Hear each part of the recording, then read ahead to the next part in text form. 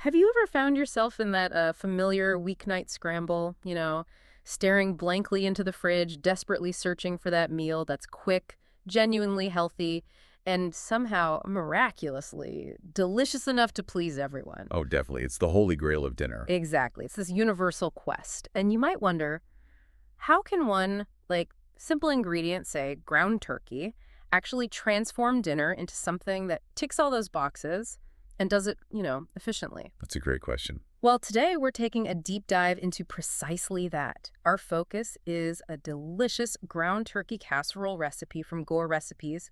And this isn't just about, reading out steps. It's about peeling back the layers, understanding the clever design choices that make this recipe kind of a blueprint for busy families looking for healthy, fast meal solutions. Yeah, we really dug into this one. And there are some fascinating insights we can pull out about smart cooking. What's truly compelling here, I think, is how this recipe, even though it seems simple, embodies several core principles of efficient and healthy meal prep.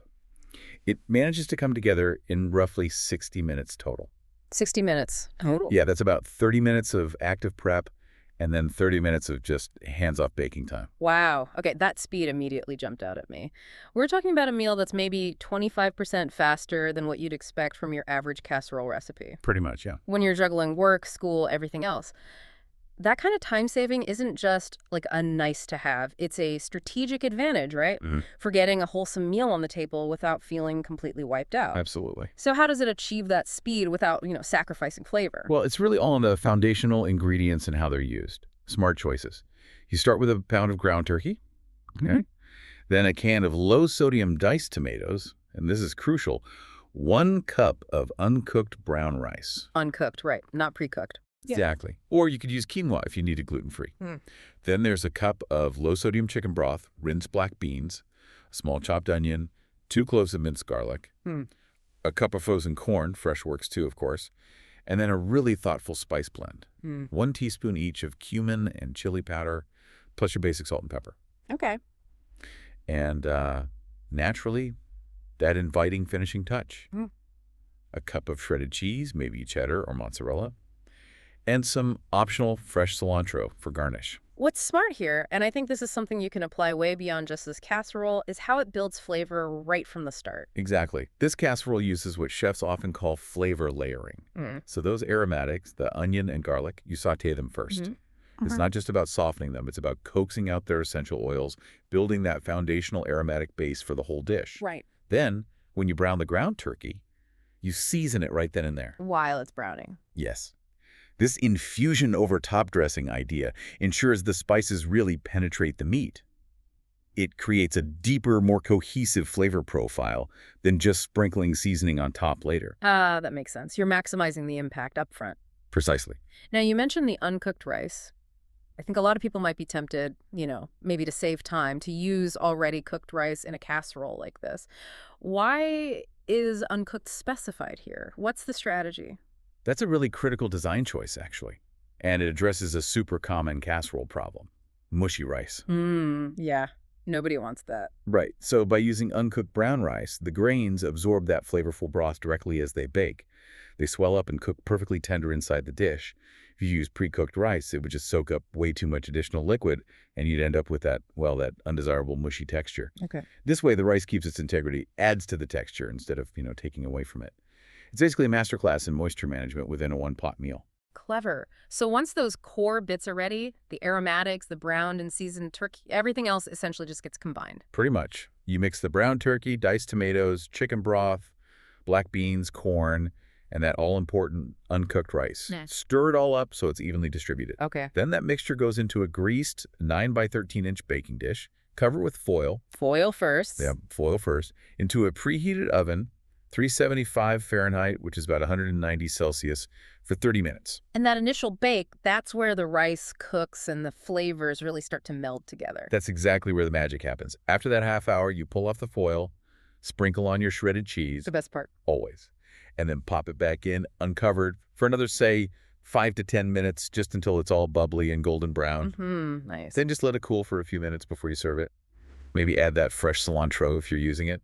Gives it a nice pop of color and freshness. Now, one of the biggest wins here, I think, especially for those of us trying to prioritize health, is the nutritional profile this casserole offers. It seems pretty balanced. It truly is a powerhouse, nutritionally speaking. Based on about 6 servings, you're looking at approximately 380 calories per serving. Which is pretty reasonable for a main dish. Very reasonable. Yeah. But what really stands out is you get around 30 grams of protein per serving. Wow, 30 grams. Yeah. And thanks to the black beans and corn, it's also a fantastic source of fiber. So that balance of macros, protein, carbs, fiber makes it a really satisfying, sustained energy kind of meal. That's a key design feature for healthy eating without feeling deprived, you know? Definitely. And what's also impressive is how easily this recipe seems to adapt. It doesn't sound rigid. It sounds more like a template, right? Absolutely. That's one of its strengths. Yeah. The structural integrity of this recipe allows for remarkable flexibility. You could easily swap the ground turkey for lean ground chicken. Yeah. Or even like a plant-based alternative, lentils could work. Or a meat substitute. For a lower carb option, cauliflower rice works beautifully instead of the brown rice.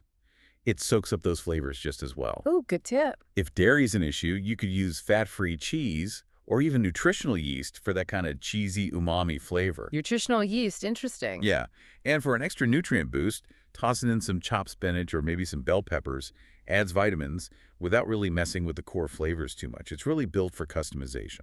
That's great. Now, we often learn more from mistakes, right? The source points out a few common pitfalls, things that can really impact the quality of the dish. What are the big ones to watch out for here? That's a good point. What can go wrong, and what's the broader lesson maybe? There are 3 crucial ones highlighted. First, not browning the turkey enough. Okay, why is that so bad?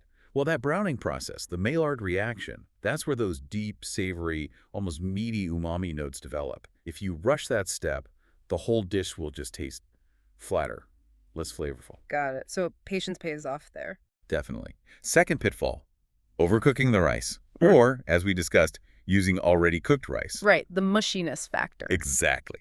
This recipe is designed around uncooked rice, absorbing that liquid during the bake. Get that wrong, and the texture goes completely sideways. Okay, so stick to uncooked. And the third. And finally, skipping the seasoning or just under-seasoning. It seems so obvious, but easy to do when you're rushing. totally. Salt, pepper, cumin, chili powder, they aren't just little extras here, they're integral. They build the flavor in each component, so tasting and adjusting seasoning as you go, especially when browning the turkey, is really key. Right. Don't just dump it all in at the end. Please don't.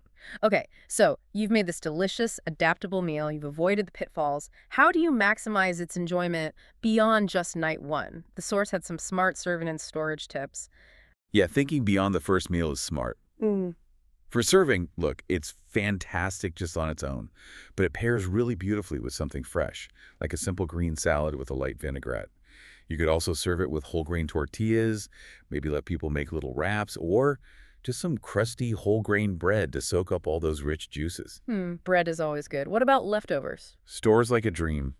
Just put it in an airtight container in the fridge, and it's good for up to 4 days. 4 days. Nice. And for longer storage, you can easily freeze individual portions. Makes it a fantastic meal prep option for those really busy weeks ahead. Perfect. And there was a clever reheating tip in there too, wasn't there? Ah, yes. When you're reheating it, especially if it's from frozen, add just a splash in chicken broth. Okay. It just helps restore the moisture, brings it back to life, and ensures it doesn't taste dry or, sad. Nobody wants sad leftovers. Good tip. And if you're a planner, you can actually prep the whole casserole right up to the baking step the night before. Just assemble it, cover it, stick it in the fridge overnight. Oh, nice. So it's ready to just pop in the oven. Exactly. Ready to go when you get home. And one more thing for slow cooker fans.